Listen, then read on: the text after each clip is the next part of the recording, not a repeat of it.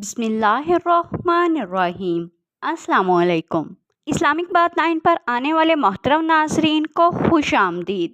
مدینے سے کربلا کا سفر۔ یزید نے یہ اعلان کروایا کہ امام حسین سے مدینے میں بیعت لی جائے۔ امام حسین نواسۂ رسول کیسے ہو سکتا تھا کہ ایک شرابی، زانی، بے دین انسان کی بیعت کر کے اپنے نانا کے دین سے منحرف ہو جاتے۔ وہ وقت کے امام تھے، دین کے محافظ تھے۔ انہوں نے یہ اعلان کیا کہ اے یزید، اگر تو میرے نانا کی شریعت کا منکر ہے، اس کے دین پہ عمل نہیں کرتا، تو کیسے ہو سکتا ہے میں تیری بیعت کروں؟ یزید کو یہ بات اتنی بری لگی کہ اس نے امام حسین کو شہید کروانے کا حکم جاری کیا۔ یزید اور ان کے ساتھیوں کی یہی کوشش تھی کہ مدینے میں ہی آل محمد کو قتل کیا جائے۔ امام حسین کو جیسے ہی اس بات کا علم ہوا تو آپ نے اپنے تمام عزیز و اقارب سے کہا، چلو میں نہیں چاہتا کہ میرا ناحق خون میرے نانا رسول صلی اللہ علیہ وآلہ وسلم کے شہر میں بہہ جائے۔ بس آپ اپنے نانا حضرت محمد مصطفیٰ صلی اللہ علیہ وآلہ وسلم کی قبر مبارک پر آتے ہیں اور رو رو کر فریاد بلند کرتے ہیں، اے نانا، اب تیری امت مجھے تیرے شہر میں رہنے نہیں دیتی۔ روتے روتے آپ کی آنکھ لگتی ہے۔ آپ خواب میں دیکھتے ہیں کہ حضرت محمد صلی اللہ علیہ وآلہ وسلم فرماتے ہیں، اے میرے حسین، تو جہاں جہاں جائے گا تیرا نانا بھی تیرے ساتھ ہوگا۔ امام حسین نے خواب دیکھا تو خواب سے بیدار ہوتے ہی اپنے نانا رسول اللہ صلی اللہ علیہ وآلہ وسلم کے روضے کو سلام کر کے اپنی ماں سے الوداع کہہ کے تمام بچوں کو، ساتھیوں کو ساتھ لے گئے۔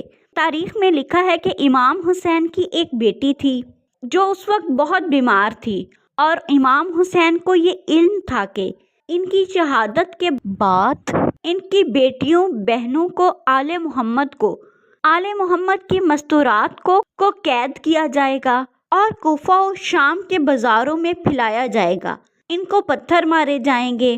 تبھی امام حسین یہ نہیں چاہتے تھے کہ بی بی سیدہ فاطمہ الزہرا علیہ السلام کی ہم شکل بی بی بھی بازاروں میں آئے۔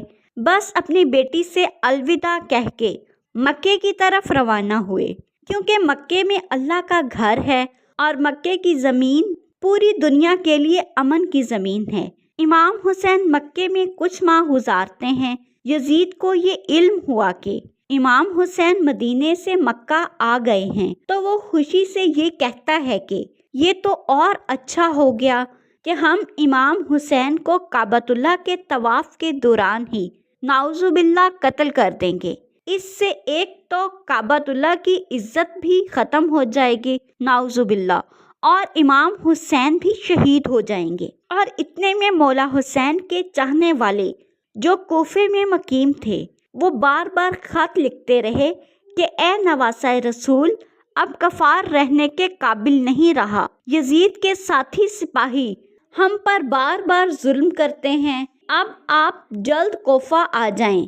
ان خطوں میں سے کچھ خط ایسے تھے جن میں یہ تحریر تھا کہ اے حسین، اگر تم آج ہماری نصرت کے لیے نہیں آئے تو ہم روز محشر آپ کے نانا سے آپ کی شکایت کریں گے کہ دین مٹ رہا تھا اور آپ کا نواسہ خاموش تھا۔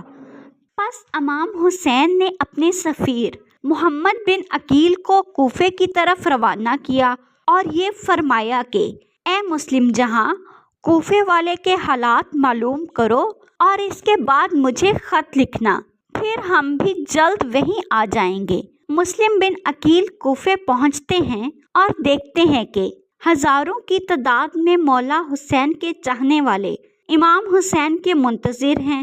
آپ نے جب لوگوں کی محبت دیکھی تو ایک خط امام حسین کی طرف مکے روانہ کر دیا، اور اس خط میں یہ تحریر کیا تھا کہ اے نواسۂ رسول، جلد کوفے آ جائیں تاکہ یہ سارے لوگ جو یزید کے ظلم کی وجہ سے پریشان ہیں آپ کی بیعت کر سکیں۔ بس جیسے ہی خط امام حسین کو ملتا ہے تو امام حسین کو پہلے سے ہی معلوم تھا کہ مکے میں ان کو شہید کرنے کی تیاریاں چل رہی ہیں۔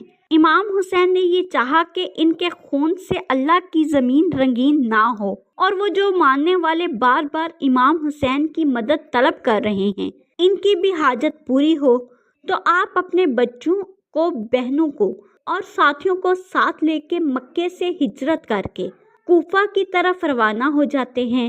اور وہاں اس بات کا علم جب یزید کو ہوتا ہے کہ کوفے والوں نے مسلم بن عقیل کی بیعت کر لی، تو آپ پہ رحم بے دین اور محمد و آل محمد سے نفرت کرنے والے عبید اللہ ابن زیاد کو کوفے کا گورنر بناتے ہیں تاکہ وہ آل محمد کے چاہنے والوں پر ظلم کر سکے۔ کسی کو سونے سے خریدتا، کسی پہ ظلم کرتا، کسی کو لالچ دیتا اور گرفتار کرتا۔ حضرت مسلم بن عقیل سے دور ہوتی جاتی، رفتہ رفتہ تمام لوگ حضرت مسلم بن عقیل سے دور ہوتے جاتے، یہاں تک کہ آپ تنہا رہ گئے اور کوفے کی گلیوں میں پھرتے رہتے اور کہتے رہتے، اے کوفے والو، تم نے تو مجھے خط لکھ کے بلایا تھا اور آج اپنے ہی گھروں میں ایسے چھپ کے بیٹھے ہو جیسے تم مجھے جانتے ہی نہیں۔ حضرت مسلم بن عقیل چلتے چلتے گھر کے پاس آتے ہیں اور اس کی دہلیز پر بیٹھ جاتے ہیں۔ اس گھر سے باہر ایک بوڑھی عورت نکلتی ہے، جیسے ہی اس جوان کو دیکھتی ہے تو کہتی ہے کہ اے جوان، چلے جاؤ، تمہیں معلوم نہیں گورنر کا حکم ہے کہ اپنے گھر سے باہر کوئی نہیں نکلے گا، ورنہ اس کا سر قلم کر دیا جائے گا۔ مسلم بن عقیل فرماتے ہیں کہ میرا تو وطن مدینہ ہے، میرا یہاں کوئی گھر نہیں۔ وہ پوچھتی ہیں تم کون ہو؟ حضرت مسلم فرماتے ہیں کہ امام حسین کا سفیر مسلم بن عقیل ہوں۔ وہ عورت آپ کو فوراً گھر بلاتی ہے اور کھانا کھلاتی ہے، پانی پلاتی ہے اور کہتی ہے کہ اے جوان، آج کی رات یہاں گزارے، کل سب کو کہیں دور لے کر چلے جانا۔ اس بات کا علم اس بوڑھی عورت کے بیٹے کو ہوا کہ اپنی جہاد نے مسلم کے سر پہ تو بڑا انعام رکھا ہے۔ جیسے ہی اس نے ابن زیاد کو یہ خبر سنائی تو اس کے بدلے مجھے بہت بڑا انعام ملے گا۔ بس ابن زیاد کو مسلم بن عقیل کے بارے میں بتاتا ہے اور وہ ہزاروں سپاہی مسلم بن عقیل کو گرفتار کرنے کے لیے اس کے گھر پہنچتے ہیں۔ حضرت مسلم شیر کی طرح تمام سپاہیوں سے لڑتے ہیں۔ جب مولا علی کے اس بھتیجے کا کوئی مقابلہ نہیں کر پاتا تو وہ ایک گڈھا کھودتے ہیں اور حضرت مسلم بن عقیل کو اس میں گرا دیتے ہیں، اور اب آپ کو گرفتار کر کے جیسے ہی اپنے جہاد کے دربار میں لے کر آتے ہیں، اتنا زیادہ ہنس ہنس کے کہتے ہیں کہ اے مسلم، دیکھ آج ہم نے تمہیں گرفتار کر لیا، عنقریب ہم تیرے امام کو بھی شہید کر لیں گے۔ حضرت مسلم بن عقیل فرماتے ہیں، اے ظالم، ڈر، وہ اللہ کے دین کی حفاظت کر رہا ہے اور تو شیطان کی پوجا کر رہا ہے۔ یہ مال دنیا کب تک تیرے کام آئے گی؟ عنقریب تو بھی مر جائے گا، یہ تیرا دبدبہ مرتبہ ختم ہو جائے گا اور اس قبر میں سوائے تمہارے اعمال کے کچھ نہیں رہے گا۔ اے مسلم، اپنی کوئی خواہش ہو تو بتا دو۔ حضرت مسلم بن عقیل فرماتے ہیں کہ میری ایک ہی خواہش ہے کہ میرا پیغام میرے امام حسین تک پہنچایا جائے کہ وہ کوفہ نہ آئیں، کیونکہ کوفہ کے لوگ بے وفا ہیں۔ ابن زیاد اور اس کے دربار والے مسلم بن عقیل کو دارالامارہ کی چھت سے گرا دیتے ہیں۔ جیسے ہی آپ شہید ہوتے ہیں تو آپ اپنے امام حسین کو آخری سلام پیش کرتے ہیں اور فرماتے ہیں کہ اے میرے مولا حسین، اپنے غلام کا یہ آخری سلام قبول فرمائیں۔